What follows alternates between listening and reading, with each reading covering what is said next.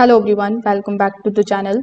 In today's video, I'm going to show you exactly how to add your Zopa card to Apple Wallet in 2026. So first of all, you need to understand one important thing. The Zopa debit cards that is basically provided to you by the banks can work with Apple Pay, but the Zopa credit cards do not support Apple Pay yet. So before anything, you need to check which card you have. So if you have the debit card, you just have to simply open your wallet application on your iPhone. Over here on the home page, simply tap on this plus icon on the top right hand corner of the screen.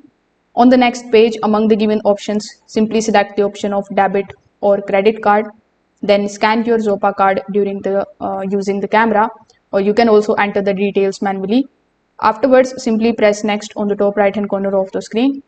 Now Apple is going to ask you for the verification, and this usually happens through the SMS code or app confirmation. So once verified, your card will be added in no time. Now after adding, your Zopa card will appear in the Apple Wallet.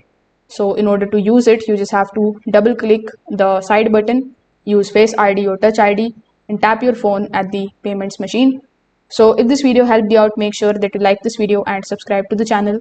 Thanks for watching.